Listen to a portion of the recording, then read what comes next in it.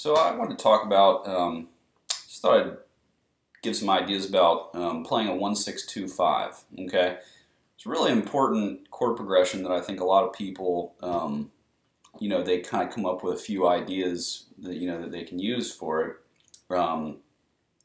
So in jazz, if we're in the key of E flat, I'll just use this key as my example. We can start out with E flat major 7, C minor 7, F minor 7, B flat 7. Okay, but once you play enough tunes, you start to realize that you can make that 6 chord a dominant chord, right? And you could even make the 2 chord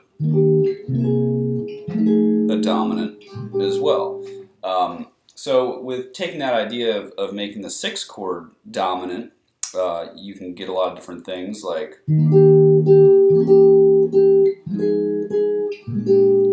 okay, or okay, or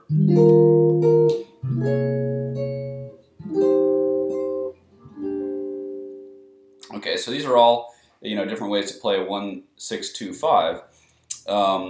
Now, once you start kind of getting comfortable with that, it's nice to play 1-6-2-5 and try to get a line moving on top. Okay, so one idea that I remember hearing Gene Bertoncini talk about, great guitar player, was taking always think about what's moving on top and try to create a melody, even if it's something as simple as just an ascending line or a descending line. So maybe one first example might be something like this: E flat, C7, F minor 7, B flat 7 sharp 5, and to E flat major 7. So we have a chromatic line moving up. Okay, it's not the most wonderful melody, but it would sound really nice if you played something like that against a singer or another musician. It might create some really nice counterpoint or texture. Okay. So let's see. Let's try to find some other ideas where we can take a line moving up. Okay. Let's start with this E flat voicing: E flat major 7, C7 sharp 5, F minor 11, B flat 7 flat 9, or okay, E flat 6. Okay.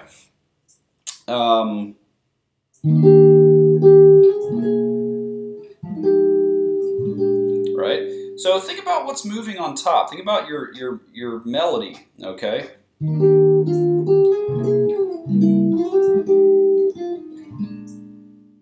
Okay?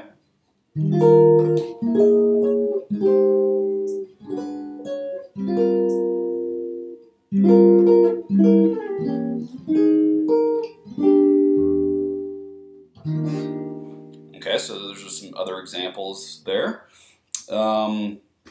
So some of these are using some more like rootless chord voicings. E flat major 7,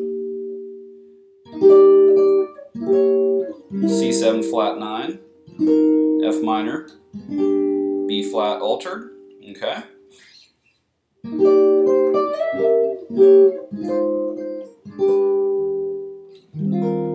Okay, those are some other ones. Let's see. Let's see what kind of melodies we can create on top.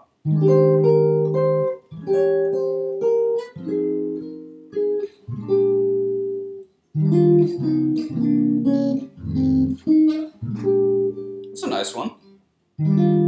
Little half step lead into my C9 chord. C flat 9, 7 flat 9, F minor 7.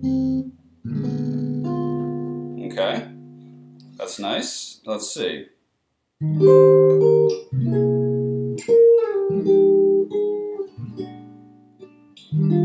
Okay, there's another one.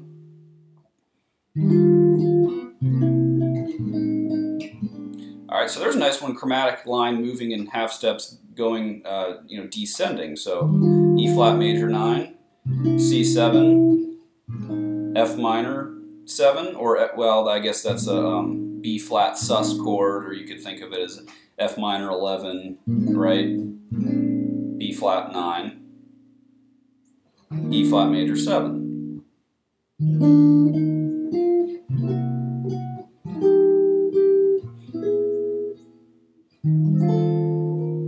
Okay, so these are all nice little ideas.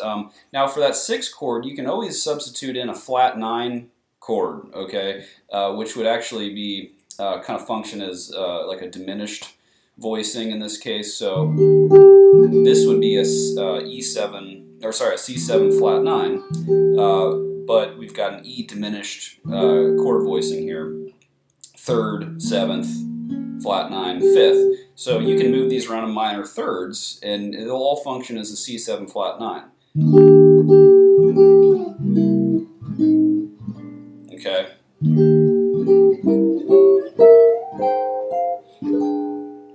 Okay. So those are all some different ideas there. Let's see, what else could we do? I like to think about a lot of these without the root if I can. So top 4 strings here: E flat, C7 altered, F minor 7, B flat 7 altered. Okay.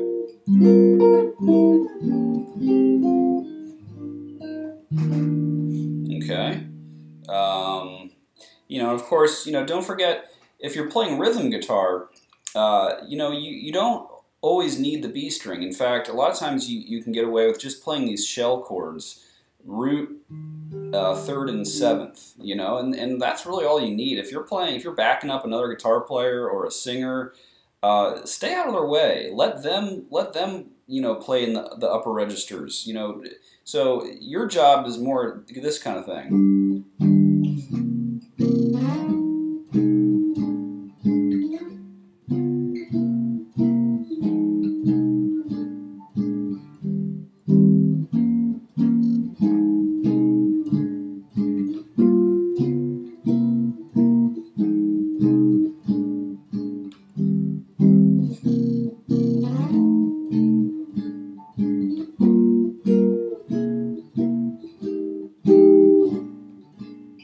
Now it's okay to sometimes put in that B string, and that can add something nice. But if you're doing,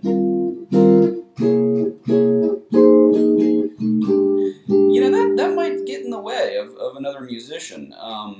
That's great for solo. We hear Joe Pass do that, and in solo guitar, and certainly backing up like Ella Fitzgerald, you hear Joe Pass doing things like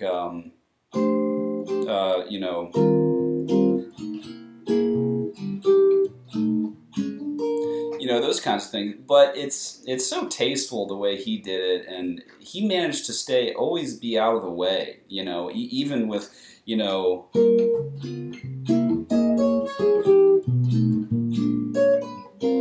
those kinds of things. I mean, you can do that, but you gotta be thoughtful of what other musicians are doing and kind of stay out of their way.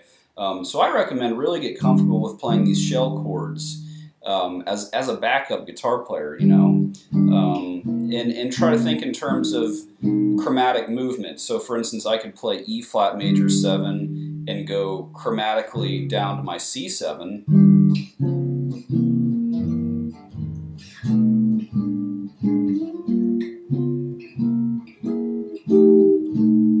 Right, so I'm putting little half steps to connect each one of those chords. E flat major, D flat 7, C7, F sharp 7, F minor 7, B7, B flat 7, right? So I'm putting a half step above each chord there to connect them. You could even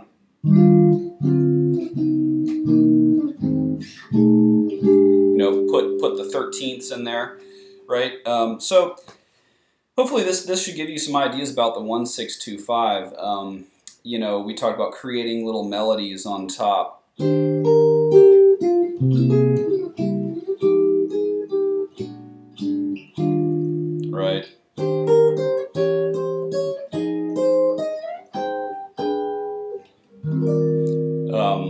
Think in terms of melodies. Know when to stay out of the way of other musicians by just playing your shell chords. Think about chromatic movement, those kinds of things. Think in terms of melody too. All right. Hopefully that should help you out with that progression. It's an endless thing in music. You can always find a new way to play a 1-6-2-5.